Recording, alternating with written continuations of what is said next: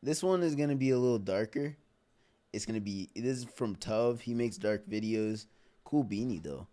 Dangerous stunts that went wrong. Annoying and embarrassing that I even have to say this, but this is a message to the YouTube human reviewer that's about to watch this video. This video is okay for advertisers. Yes, it is a morbid topic, but everything that needs to be censored is censored. Those companies, they're not gonna care if they're in front of this video. It's for educational purposes, and like I said, everything that needs to be censored is censored. It's so annoying I have to say this, especially to you guys, my subscribers. Like, demonetized.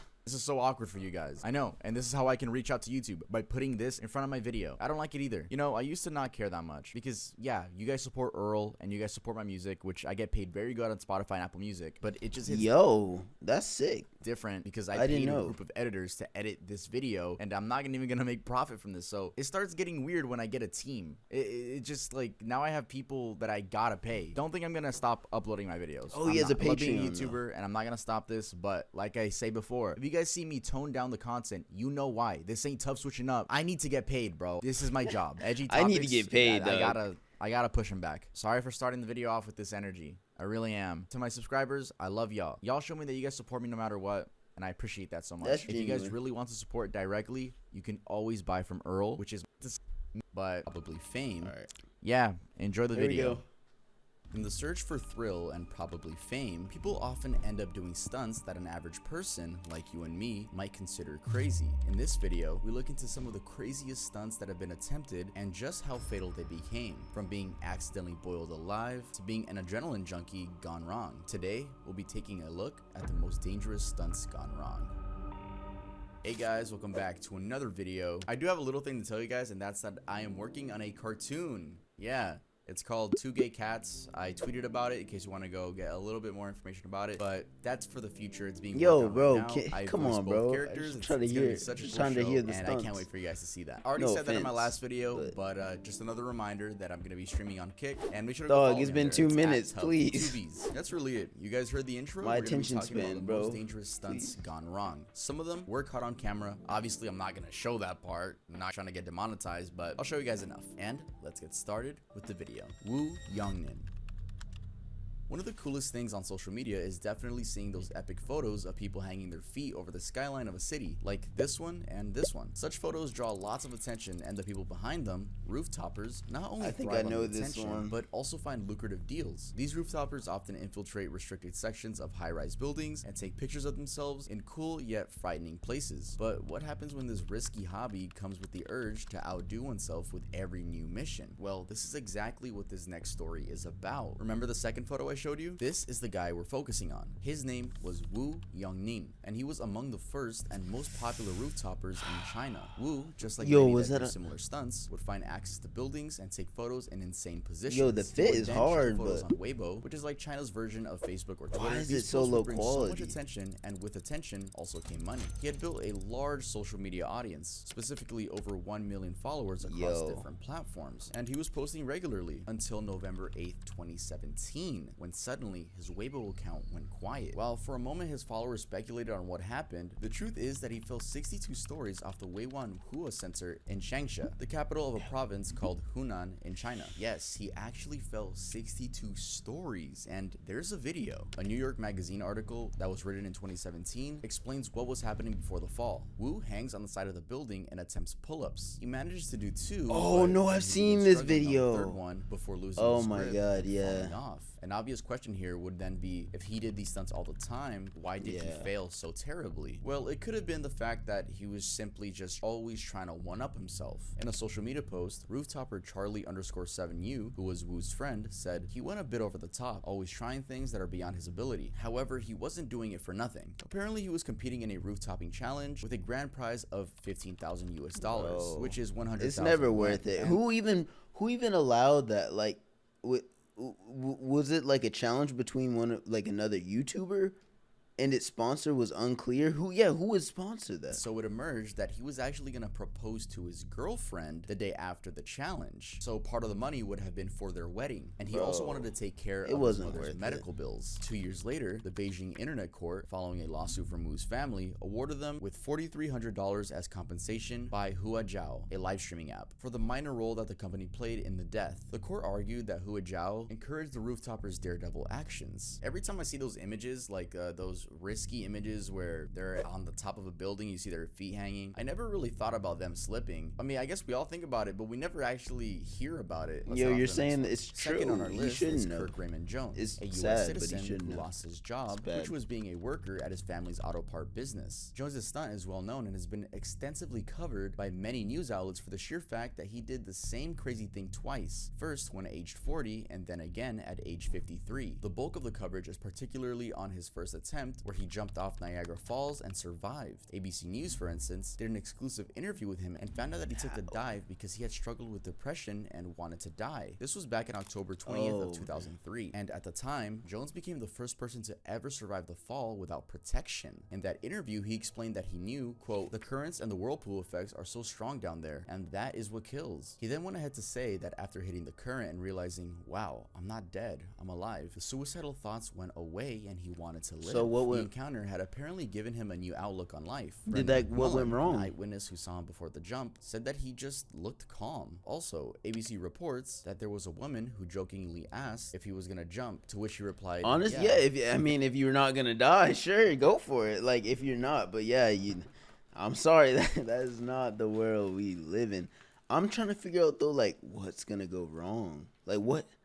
Think I am. He then proceeded to jump over the fence before running downhill and jumping in. Jones fell 180 feet, and regarding the fall, he said that hitting the water felt like slamming onto a table. He then sank under the water and began being spun around by the whirlpool. He, however, managed to pull himself on the rocks, and then rescuers took him from there. He escaped death, but had broken ribs and bruised his spine. He also got banned from Canada and received a $3,000 fine for the illegal stunt. He told reporters that he was regretful and added, "You'll never see an action in Niagara waters with my name written on it again." Although he said this, 14 years later, he returned. Oh no, this is the part where it goes wrong. Oh my God, he had a chance though. Same location. He had a chance. He was like, you know what? I'm not suicidal anymore. Dang. This time, the stunt was jumping using an 8 feet inflatable plastic ball. Niagara Falls is 180 feet tall. I don't understand how he thought that would help. It's believed that he made the jump on April 19th, 2017, together with his pet snake. Okay, let me just interrupt really quick. Why you gotta bring the snake into it, bruh? That is so weird. While the date might not be accurate, the certain bit is that he did not survive. Mr. Jones' body was found on June 2nd, 2017 in the Niagara River inside a near plastic the Youngstown ball village just before Lake Ontario. Like, you can jump down a shorter waterfall. I think this had to be suicide. Like, he thought he was gonna die the first time because everybody else died. I think he had to have thought he was gonna die this time to try it again, as if he just was the special one. No, you got lucky the first time. Mouth. This is about 12 miles from Niagara Falls. I think he had to know snake that. Was never found, but the ball was found at the foot of the falls near the Maid of the Mist boat. It's unclear why he jumped the second time. An even more absurd part of the story is that Jones' remains went unclaimed for months and remained frozen at the Erie County morgue. His family had no interest in claiming them. The body was eventually transferred to a funeral home in Lockport before finally being buried at the Oakwood Cemetery. This was indeed a very tragic end to an equally crazy stunt. Dean Potter and Graham Hunt.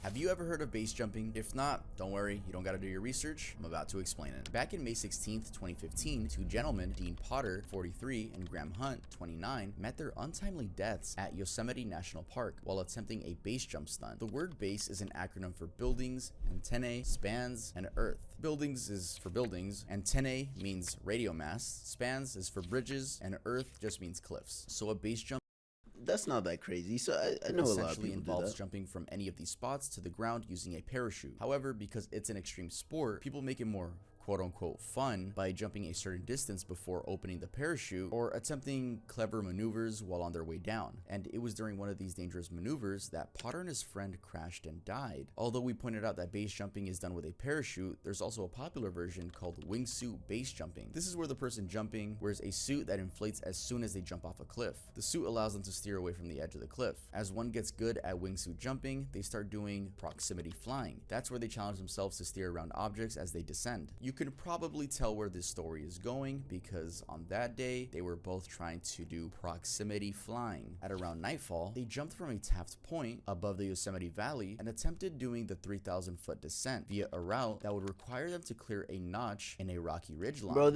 I hope they're like happy, like as in like I hope they accepted the risk and were like, you know what, if I die, it won't be my problem anymore. But I'm gonna have fun, you know. I hope they went out happy, but like, dang, bro, that's it's sad, but I'm sure they might have seen that coming. Skydiving alone is crazy. Why would you want to make it more dangerous? Skydiving alone is actually really safe. It is a bit crazy though, yeah, still. The specific notch that they were attempting was described by a I Yosemite thought about skydiving. staff Didn't member end up doing as it. spiny like a stegosaurus and has been speculated as being this one. On the way down, however, Hunt hit the side of the wall while Potter cleared the notch and then crashed afterward. They both died on impact. Also, neither of them were able to deploy their parachutes. Their spotter, who remained unnamed, said she heard the sound of what sounded like a parachute opening at around 7:30 p.m., but after failing to get in touch with them via text as planned, at 9 p.m. she informed the park officials. She had hesitated to make the report sooner because she thought they'd been arrested, and as a way to be sure, she first proceeded to the arranged meeting point. Their bodies were found the following day following a search and rescue operation where they were spotted by a patrol helicopter. The surprising bit about this death is that both sportsmen were not new to the jump. A Yosemite staff member said that Potter must have made the same jump on that route about 20 times before. Hunt might have done so too. This is despite the fact that those jumps were illegal, having been banned by the National Park Service. Potter was very aware of his dance with death and severally admitted in his interviews that he knew the possibilities. For example, he once told ESPN, "I'm addicted to the heightened awareness." Bro, when I saw him climbing then jump when he couldn't hold on, I thought, oh my god, I didn't know he had a parachute. I get when there's a death consequence. 4. As long as he understood the A risk, stunt you is know. normally described as a dangerous activity performed by a skillful person. Now in this next case, I want you to judge if it was just a stunt or a tradition gone wrong. This happened on the 23rd of October 2017 at a Chinese temple in Suala Sanglang, a small village on the Malaysian coast, where during a prayer session, a man named Limba, aged 68, died after sitting in a metal pot and getting steamed for around 30 minutes. Lim, also known as Black Dog, was a well-known self-professed medium, also termed a magic man. The event, described as the 9 Emperor God Prayer Session, is a popular 9-day celebration that happens every year in the Tao community in Southeast Asia. The event is marked by a great celebration, with many activities going on, including eating vegetarian food. Part of the entertainment and ritual involves mediums like Lim doing what some have termed as bizarre acts. One example is bodily mutilation, like forcing rifles, swords, and similar objects through one's cheeks in a trance-like state. Now, during this tragic event, Lim Ba was supposed to perform his ritual, and during the act, rice, sweet corn, and vegetarian buns would also be placed inside the wok to get steamed. This should probably give you an idea of how hot it was. He's steaming himself enough to cook food. He's steaming himself to the degree of food. Happened. Well, bro, at around 10 p.m., why? Lim sat in the lotus position on the huge wok and clasped his hands ready for prayer as a huge fire was lit underneath. A huge metal pot was then lowered from above, completely covering and locking him inside. The whole idea was for steam to build up and, quote, cleanse his body and soul. Things, however, went sideways 30 minutes in. The devotees heard frantic knocks. Usually, Lim would knock to tell the worshippers when it was time to remove the lid, but this time, the knock sounded desperate and irregular, completely signaling danger. They quickly removed the metal pot cover only to find him unconscious, with steam fluttering from his body. It was a very bizarre scene of what can only be described as human steam. Lim's son, Kang, who witnessed the whole ordeal, said that by the time the ambulance arrived, his father had already stopped breathing. Bro, you don't even personnel. Bro, that's a blessing. You don't want to live past that. I don't know what type of damage that must have done, bro. Oh my god. I can't imagine living with whatever type of damage you gave him. Found the cause of death to have been second-degree burns and a heart attack. The surprising thing was that Lim had been doing the human steaming performance for about 10 years. Yeah, like when it comes down to it, it's like why? Years, with his highest record being 75 minutes inside a steaming wok. So yeah, I don't even know how you could expect to sit in a pot with fire lit underneath you and not expect to die. What? His family said that they had objections about his performances, but he had Like I feel so rude saying that, but yeah, like uh, it's just like he did it to himself. I don't know. continued to do so anyway. Concerning the accident, the Federation of Taoist Associations of Malaysia said that the quote steaming man ritual wasn't really a part of the Taoist rites, but rather a fashu performance to showcase physical endurance. They also believe the stunt was quote not advisable.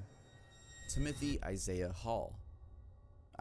Videos of cars doing donuts, power slides, burnouts, either on YouTube or other social medias like TikTok, never fail to entertain. These stunts look cool on camera and seem like a great hobby, but sometimes things can go sideways really quick, and that's the kind of tragedy that befell 18-year-old Timothy Isaiah Hall, a famous TikToker from Jensen, Florida. Hall, popularly known as Timbo the Redneck, that has to Timbo be the recent. Redneck on TikTok, met his death on the 31st of July 2021 after a truck accident while doing donuts. His rise to popularity on social media had been based on doing Confederate-style videos, basically showcasing the Southern way of life. In most of his videos, he would be doing activities like fishing, huffing tobacco, and adventuring in his pickup truck that he had nicknamed, quote, Big Booty Judy. According to his friend Tony, Hall would spend the weekends with his girlfriend doing donuts in Big Booty Judy. Worth noting also is that Hall's kinds of activities were mostly risky. This is given that some of his TikTok videos are slapped with a banner. Participating in this activity could result in Bro, it's not worth it. If you're getting 10K, it's not worth it. It's not. Getting hurt. Anyway, it was while doing donuts in the front yard of a friend's home that this accident happened. Apparently, he lost control of the truck. He got flung from the inside via the driver's side window. The truck flipped over and then landed right on top of him. In a YouTube video, his friend Tony explained that the quote truck landed on top of him. His whole body, that truck landed on top of him. He passed away. Tony then added that he was making a video as a goodbye, even saying, I just wanted everyone to know that Timbo, he truly appreciated his fans and loved his friends. Although his girlfriend remained unnamed, reports from those who dug around for her social media account, it's suspected that she suffered minor injuries from the accident. Timbo's mother also made a video about the accident, and it was posted on Timbo's TikTok account. She said, I want to thank everybody for all the fans that he had. He loved TikTok and just believed in all the fans. Everybody that supported him, it meant a lot to him. And that was the last video to ever be posted on his TikTok account. The account now has 269,000 followers and around 2.5 million likes. It's still up, and part of the bio now reads, Rest in peace, Timbo. Sun Mumu. This next case happened just this year in 2023. It involves an acrobatic couple doing a routine mid-air when suddenly death came calling. The couple, Sun Mumu and Zhang Mumu, both aged 37, were well-known performers in China and had been doing risky maneuvers at different entertainment spots for a while. But it's just like a position, during right? their performance at Central Anhui Province village of Hugao, and it sparked a bit of debate about the husband's intention as well as the role of safety equipment for such performances. This is because Sun, Zhang's wife, fell 30 feet from mid-air after he failed to catch her, and this happened after apparently they had been in an argument over the use of safety gear before their performance. There were also claims that Sun might have survived if there was a safety net or a soft landing beneath them. So, what exactly went wrong? Well, in a video that was shared on Twitter by Ticker News, we can see the couple being hoisted up by a crane. Zhang is supported from the back by ropes around both his arms. Sun, on the other hand, hangs on to Zhang by stepping onto his feet and locking her hands around his neck. The couple are quickly pulled up in a smooth motion, but then suddenly, Sun's feet seem to slip, and before Zhang Bro, no. Because, oh my god, when it comes to these things, like, the best thing you can do, the only thing you can do is just not support them if they're not safe enough. She loses grip around his neck and falls to the ground. Surprisingly, despite the 30-foot fall, she didn't die immediately. One of her colleagues said that she was still breathing weakly as she lay on the ground. She died later in the hospital from the injuries, though. Now, as mentioned earlier, based on local reports, some people tried to blame Zhang, saying that he had been in a fight with Sun about safety measures. However, it was generally known that the couple often ditched safety lines, quote, for the sake of looking good, end quote. Also, Zhang denied the fighting claims despite alleged witnessing by onlookers and said that they were always happy. The local authorities ruled the death as an accident and absolved Zhang of any blame. The company hosting the show It is a shared risk doing like a large stunt like that. So I guess. was, however, fined $7,000 for negligence, given that they had failed to obtain approval from authorities. Bro, and they just forced a bunch of people in a crowd to watch someone die. Also Like, not offered safety protection and emergency measures to the performers. Anyway, regardless of who was to blame, this crazy stunt led to Zhang losing both a performance partner and the love of his life.